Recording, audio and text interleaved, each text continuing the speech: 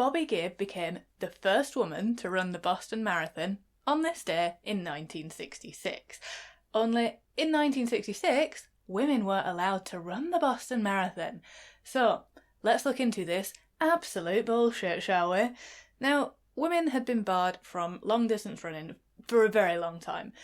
Obviously, there were women running long distances, but publicly, competitively, and in the Western world, running was considered improper, and there were fears that it would sexualise women. They were simply considered too weak to be doing it. It was said that it would damage women's health to run.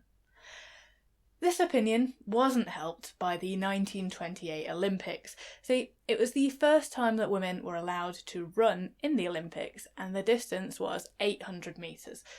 Unfortunately, several of the entrants hadn't properly prepared for the race and they collapsed on the track.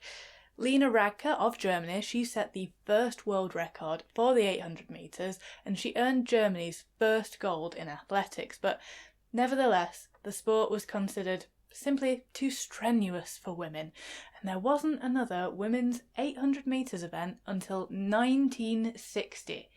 Now, Bobbi Gibb was regularly running up to 40 miles at a time in the mid-1960s.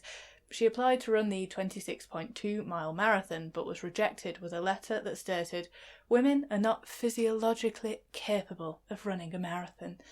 She said, "I realised that this was my chance to change the social consciousness about women. If I could prove this false belief about women wrong, I could throw into question all of the other false beliefs that have been used to deny women opportunities."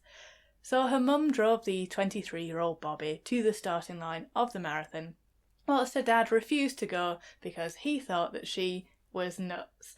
She hid in a bush, and when she heard the starting pistol go, she joined the crowd. She said that she was afraid she might get arrested, but her fellow runners were very supportive and protective, and they said that they wouldn't let them do that, which is lovely. The crowds went wild as she ran past Wellesley College, which was a women's university on the route.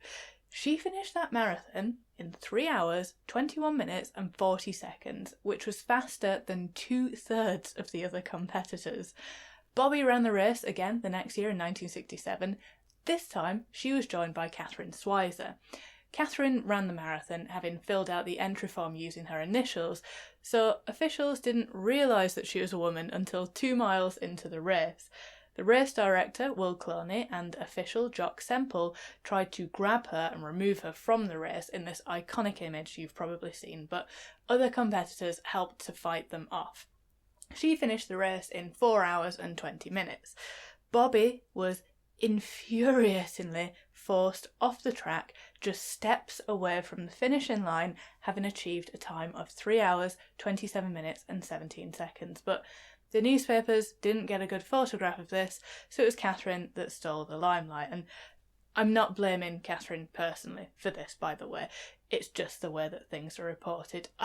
Neither of them should have been forced off the track, right? So Bobbi ran the marathon a third time in 1968, and this time 5 women ran the marathon unofficially. It wasn't until 1972 that women were officially allowed to participate in the Boston Marathon. And Bobbi Gibb was never recognised as a competitor in the marathon, nor was she recognised as the first woman to run it because the media got a better picture of someone else. So spread the word. It was Bobbi Gibb. Women can run. I've seen 'em. Thank you so much for watching. Why not subscribe? And I'll see you tomorrow.